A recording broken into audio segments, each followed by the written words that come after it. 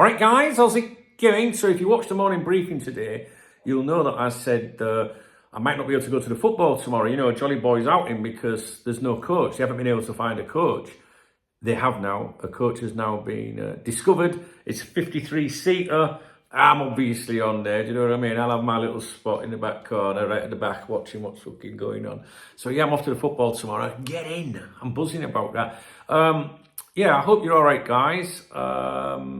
Like I say, I'm going to pop out now for a nose bag for something to eat. Before I do that, I just wanted to mention one thing about Arne's slot.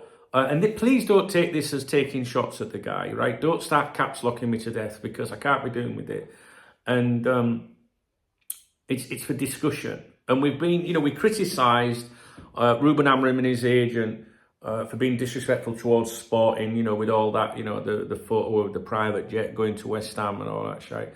And, you know, the amount of stuff that's been coming out of Portugal when he was the front runner for the job, the club, no one's ever going to admit that. The clique are always going to tell you that he never was. Even the big guns are going to tell you he never was, right?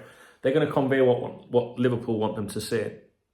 But I spoke in my morning briefing about an interview I watched of Slot, you know, saying about the Liverpool job. It was a really good interview. And in fact, in my morning briefing, I said, you know, he comes across as, do you know what I mean, like good and well.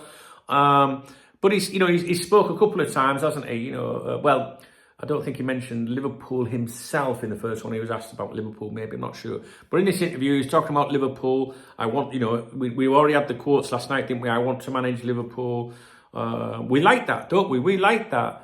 But what I would say to you is, you know, it's just a little bit outspoken at the moment as well for me, right? And I also don't think Liverpool will like that. I don't think they will like, you know, like him saying, oh yeah, there'll be an agreement, you know, because, you know, and talking about the money offered and everything offered and stuff.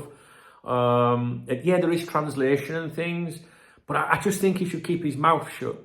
I'm sorry, guys, and it's not a criticism, and I'm not saying Liverpool would pull the plug at all. But if we're going to say it's disrespectful to Sporting fans when a manager is flirting with another team, then you've got to say the same for the Feyenoord fans if he's saying, yeah, I want to go and manage another club. Do you know what I mean?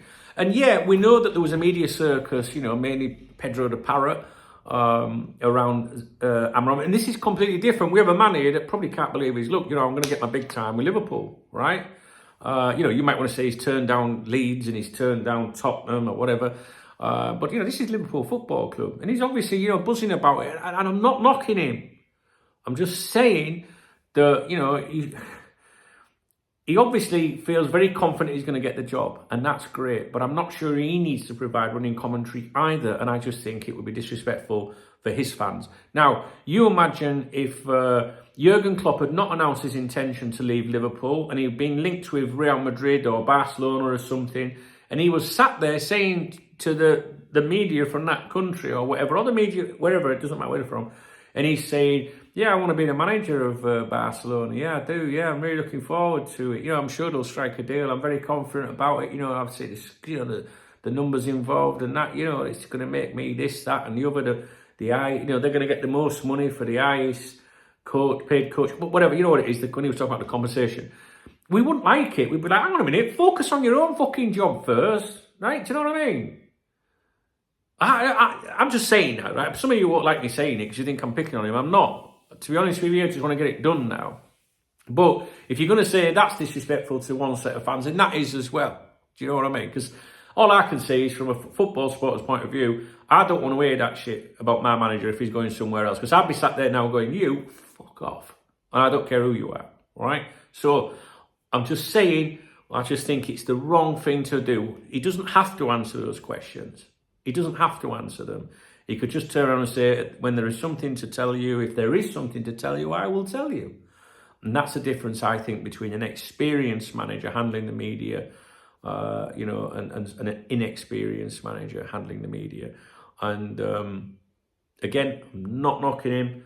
I'm just saying I don't think he should be being as open with what's going on as he is. Leave that to the press to speculate. You don't have to answer those questions. You don't have to. You sit there and go, no, there's nothing to say. If at any time anyone around these parts has got anything to say, we'll tell you. You know, he needs to adopt a bit of that Kenny Dalglish attitude. Remember how he handled the media? Fuck, he couldn't get anyone more prickly, could you? Kenny, can we ask you a question? Oh, fuck, right off.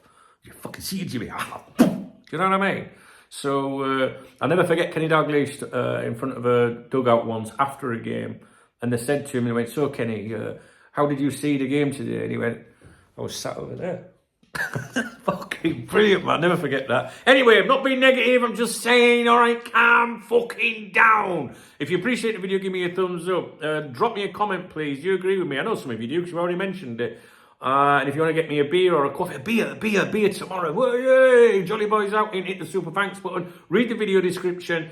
Get on the newsletter chat room. Connect with me on social media. I'm meeting an old friend of mine in 4 minutes from now. I can't say any more about that because I don't think a boyfriend will be happy. But anyway, I've got to go, guys. Speak to you in a bit. All right.